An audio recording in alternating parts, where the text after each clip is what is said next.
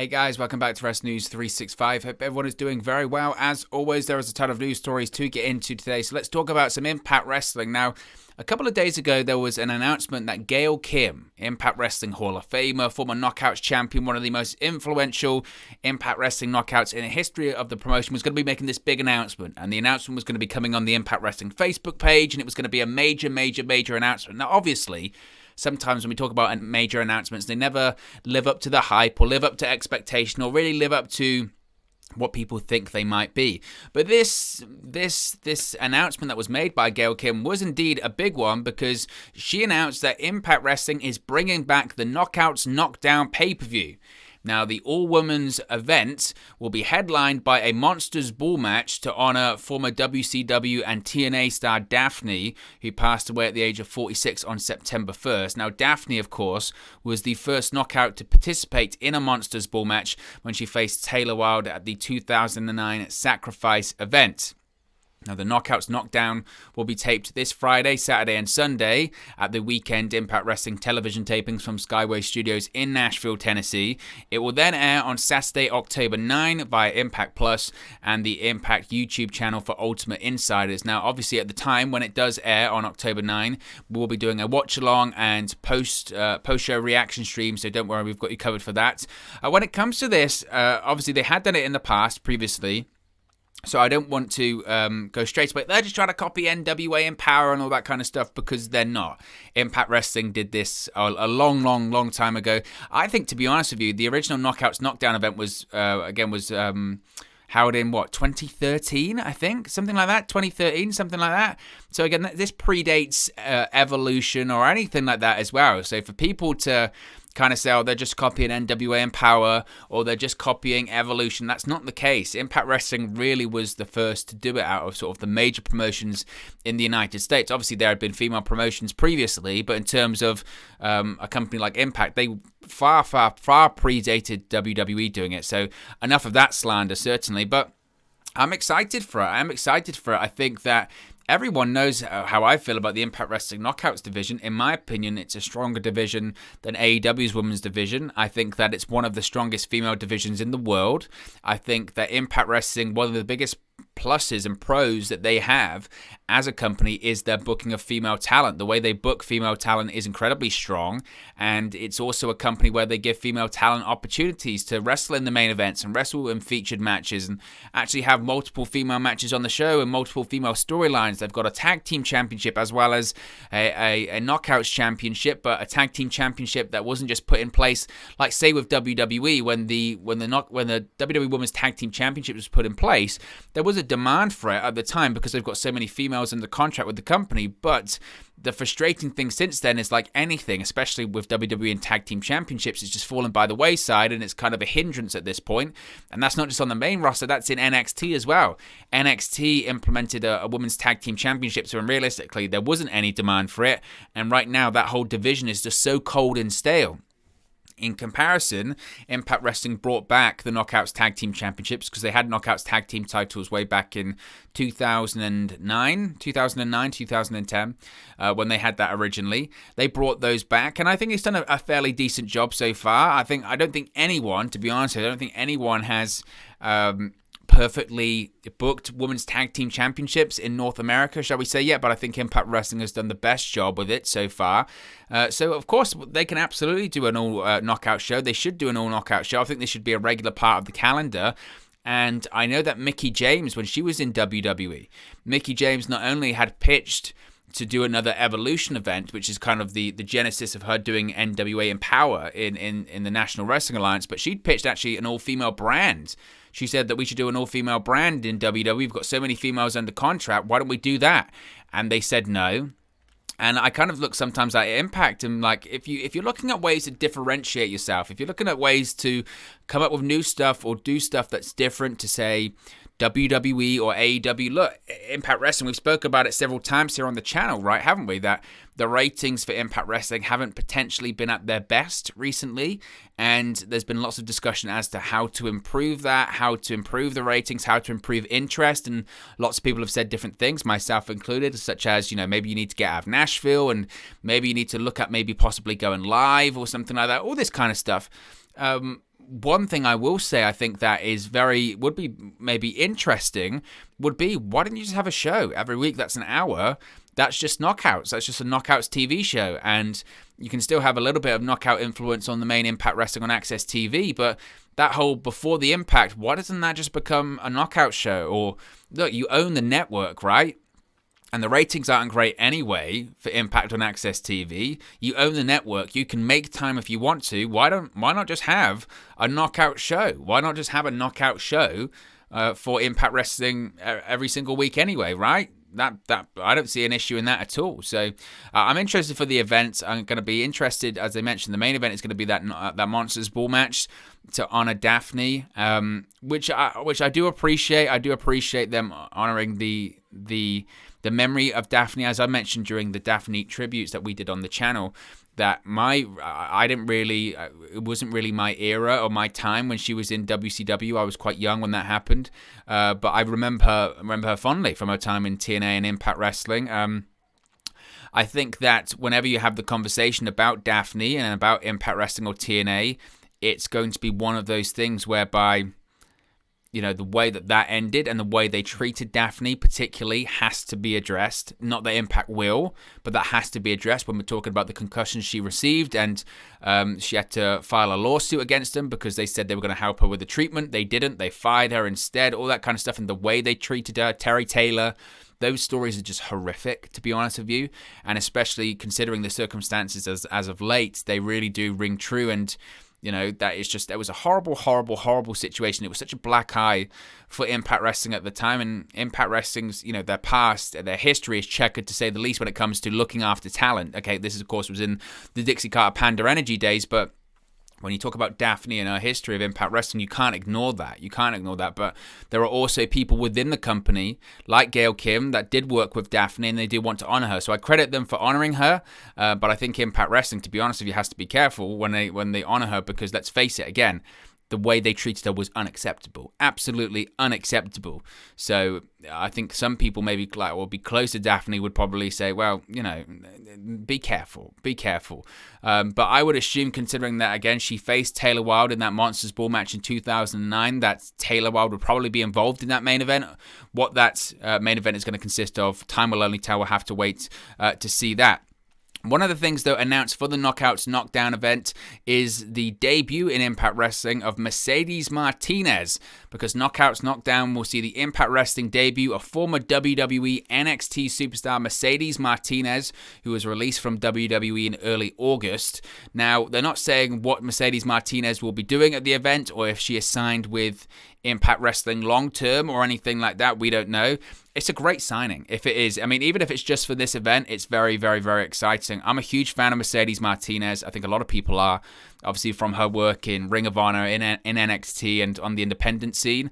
And it was just the way she was let go from WWE.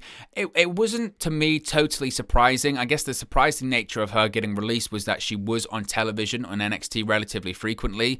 The last time we actually saw her is when she suffered that really nasty concussion against Xia Li on NXT television. We never saw her after that. She was a surprising signing anyway, initially, because of her age. Not that it should have anything to do with it, but just historically, when it comes to especially female talent, but talent in general, Mercedes Martinez, I think, is like 39 or something like that, or she might even be older than that now. She was certainly in her late 30s, and when WWE signed her, she was in her late 30s, and I think the feeling was at the time she was going to come in, maybe work for like a couple of years and then transition into becoming a coach. Because I recall at the time when there were discussions about where she would go, because she was a popular free agent. And again, this is around the time of AEW becoming a thing. AEW showed some interest, and I think eventually she decided that WWE was probably the best option for her, because she hoped to transition into a coaching role in NXT. And what happens? Several years later, she doesn't get that coaching role, and she gets released, and she gets a concussion on top of that, which hardly seems fair. So I don't know what her future would be, if she would be interested in going to AEW. AEW has their own women's division at this point, and whilst they could certainly benefit from having a Mercedes Martinez in that role, I don't know if she will be going there. So I think it's a big pickup. I do think it's a big pickup for Impact Wrestling. I think about And the reason why I think she might have chosen to go to Impact, again, we don't know if she's indeed signed a long contract or an exclusive contract with Impact, but it would be to face Deonna Purrazzo. I want to see Deonna Purrazzo versus Mercedes Martinez. I think that's money. And I think there's a lot of people now. We saw it when it came to NWA Empower. There are a lot of people at this point that look at Impact Wrestling, but particularly Deonna Purrazzo, and say, I want to work with her. I want to have a match with her. That's the match I want to have.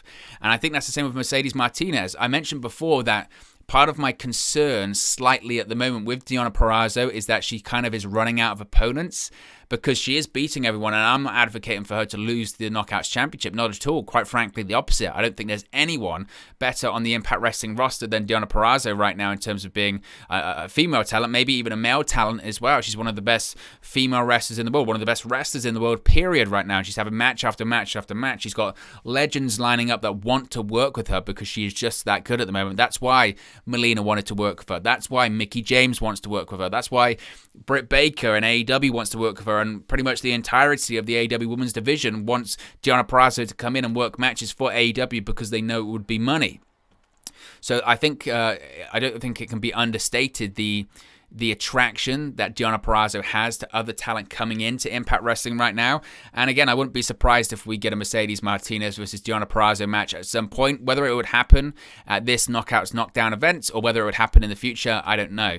I think that we're still heading towards Deonna Purrazzo versus Mickie James at Bound for Glory. I think the seeds were definitely planted and sowed there during the build-up to Empower when Deonna Purrazzo faced off against Melina, which of course Deonna Purrazzo won. And I think Impact always wanted Mickie James to come in. They've wanted her to come in, since she was released, certainly by WWE back in April, but even when she made that return appearance in July at Slammiversary, they've wanted her to come back. And I think that always that intention was to work that match with Deonna Purrazzo at Bound for Glory. So I think they get to that point, but maybe in the interim they have Mercedes Martinez, or maybe Mercedes Martinez has signed on for a little bit longer, and maybe Mercedes Martinez is now going to be working a match at Knockouts Knockdown, but she's just going to build herself up, and then maybe it gets to a point where if Impact want to stretch this out, come maybe like January or something like that, when it's hard to kill because that's the next pay-per-view after Bound for Glory, that's maybe when they pull the trigger on the Deonna Purrazzo versus Mercedes Martinez match. I can see that happening as well. So I hope that she's in there for the long term, but time will only tell. Either way, it's a really good signing for Impact Wrestling, so I'm very happy to see that. Another person that's going to be involved for Knockouts Knockdown is former Impact Wrestling knockout Christy Hemme. Christy Hemme will be returning. Now, Impact noted in their announcement that Hemme will have a major role in Knockouts Knockdown, but it wasn't clear if she would be wrestling or not. So this is what Gail Kim said when she announced the return of Knockouts Knockdown on Facebook. She said that there will be female wrestlers, referees, announcers. So we're getting full female everything on this show, which I like. It kind of always frustrates me. Like, for instance, I know it's such a nitpick thing, and it's really not a big deal. But if you're going to do an all-female show, surely it should be all-female everything. And by that, I mean, like when they had Evolution, but Michael Cole still did the commentary on it. I know people go, well, who else is going to do it? Find someone to do it. There are people out there that can do it. So I hope that would be the case for Knockouts Knockdown. I don't know if that's going to be the case or not. But this is what Gail Kim said. Quote, I'm so excited for Knockouts Knockdown when females from across the wrestling landscape will take over the Impact Zone with female wrestlers, referees, announcers, and more. There is so much planned, so much excitement for Knockouts Knockdown. I know the fans will be excited to watch it live this weekend starting Friday afternoon at the Impact Zone in Nashville. Doing something to honor Daphne's memory is something that everyone involved with the event and others are thrilled to be able to do. She was a great wrestler and a better person. No one will forget Daphne. We want to honor her. So, once again, I don't know. It does kind of feel like a continuation of NWA Empower, doesn't it? And I know some of the critics will look at that and just go, well, Impact Wrestling is just trying to jump on that NWA Empower train. Maybe they are. Maybe they are. I think it's quite strategic, certainly, that the event actually gets aired in October because, of course, what happened in October in 2018, that's when Evolution aired. And again, this isn't Impact Wrestling trying to copy Evolution or certainly not trying to copy Empower. They're probably trying to jump on the back of the popularity, and they probably saw Empower and went, we can do that. We've done it in the past. Why don't we do it again? Why don't we continue that? but they have done it in the past. I think it's way more strategic that it's in October because they're saying, well, WWE, they're not going to do an Evolution pay-per-view again, but why don't you watch our women's pay-per-view in October instead? Why don't you watch Knockouts Knockdown? It's not a bad idea. It's not a bad idea. As I mentioned, the inaugural Knockouts Knockdown event was held in 2013, with Gail Kim winning a gauntlet to be crowned Queen of the Knockouts in the main event. The event was then held in 2014, 2015, 2016, 2017 as the Victory Road's Knockout Knockdown event. The 2017 event was headlined by Leva Bates, ODB, Alicia Edwards, and Santana Garrett, defeating Laurel Van Ness, aka Chelsea Green, Angelina Love, Diamante, and current Knockouts Tag Team Champion Rosemary. So as I mentioned, this isn't a case of Impact trying to copy Empower or copy Evolution, because they've done it time and time and time again, way before Evolution was ever a thing or Empower was a thing. But I'm very excited to see it. Finally, what I do want to talk about is Bray Wyatt. There's been lots of discussion, hasn't there, about Bray Wyatt, what his next move is. I still can't believe WWE released him. I really can't. To me, it still is baffling, absolutely baffling that they would release someone of that talent. Nevertheless, there has been a lot of rumors, hasn't there, about what's next for Bray Wyatt when it comes to his pro wrestling career. Now, it's been reported that Bray Wyatt, Wyndham Rotunda, is expected to start with AEW soon, but that is still not been confirmed. Now, in an update, Dave Meltzer of the Wrestling Observer newsletter has reported that if Wyatt signs with AEW, the talk is that he would make his debut on the September 29 edition of Dynamite on TNT, which will be held in Rochester, New York. Now, Rochester, New York, of course, is the hometown of the late Brody Lee. It's that rescheduled show that previously was set to feature the debut of Brody Lee and Matt Hardy, and it was meant to be the week before Blood and Guts, because that the following week was going to be in New Jersey, right? So the possible date for Wyatt's AEW debut is interesting, as it was believed he was under a 90-day non-compete clause with WWE, which would actually expire on Friday, October 29, a week before Full Gear on November 6, and 1 month after the Rochester Dynamite. So a lot of people are disputing that and saying he can't appear on the September 29 edition of Dynamite because he's under 90 days, and that 90 days doesn't work out, unless, of course, he was one of those deals that it actually fell into 30 days or whatever, but I would just be very surprised considering he re-signed with WWE in 2020. So there's no way that he wouldn't have a 90-day non-compete clause. So I don't really know what Meltzer is saying there. I think potentially he has got his wires crossed a little bit, Meltzer, because he's saying September 29. In reality, it's October 29. I think he's seeing that the 90-day non-compete clause he thinks would expire on September 29. He goes, oh, there's a Dynamite that day. They can do Dynamite. In reality, it's like, no, it's actually October 29. You've got your months wrong. So I think that's probably the reality. But one thing that the Observer did note, this is why I was speaking about it when it comes to Impact Wrestling here, the Observer noted that Wyatt apparently has had talks with Impact Wrestling as well, and will likely end up there if he does not debut on the September 29 Dynamite or shortly thereafter. Again, I think he means October 29 Dynamite or shortly thereafter. So Bray Wyatt has had talks with Impact Wrestling. Now, if Wyatt ends up with Impact, he could debut on the October 23 Bound for Glory pay-per-view in Las Vegas if he's under some other WWE non-compete instead of the 90 days. If he's under 90 days, he's not going to be at Bound for Glory either, which again is interesting. So I think a lot of people are saying, oh, Wyatt's going to show up at Bound for Glory. No, he's not. And that date that Dave Meltzer is saying, again, I think he's got his wires crossed there. I don't think that's right.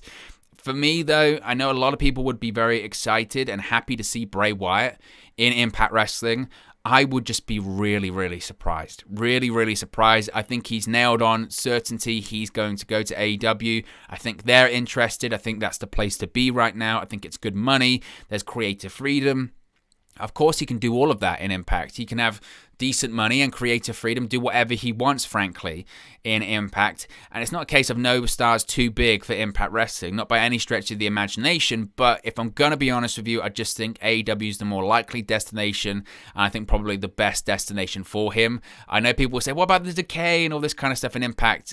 That's true, but we're talking about a difference of being on Access TV when, over just over 100,000 people to being on TNT for maybe 1.3 million people and good money, and potentially facing Bryan Danielson, CM Punk, Kenny Omega, etc., who he has faced in the past, not Kenny Omega, but I would be stunned. I would be stunned if he doesn't go to AEW, but hey, you never know what could happen. But look, guys, as always, it's just one man's opinion. What are your thoughts on all of these Impact Wrestling news stories we've spoken about today? Let me know your thoughts in the comment section below. I'll do my best to respond and reply to all of your comments. Really enjoy interacting with you guys, talking about Impact Wrestling, WWE, AEW, New Japan Pro Wrestling, all things pro wrestling here on the channel. So be sure to get involved in the community, drop a comment below. All opinions are welcome. If you have enjoyed this video, please do smash a like on the like button too. Really does help us out here on YouTube. Go up the rankings and get into people's recommendation feeds if they haven't seen our videos previously. But most importantly, if you haven't already, please do subscribe to Wrestle News 365. You can do that by clicking the bottom right-hand corner of the screen right now. Or if you wait a few seconds, there'll be a subscribe button at the end of this video, along with another video for you to watch. Thank you very much for watching, listening, streaming, or have you come across this video today. And I'll speak to you again very, very soon. Hey guys, thank you for watching, listening, streaming, or however you come across this video today. Be sure to click on the video on the right there to watch our next video, or click the bottom there to subscribe, or the bottom right hand corner. Thank you very much, and I'll speak to you again very soon.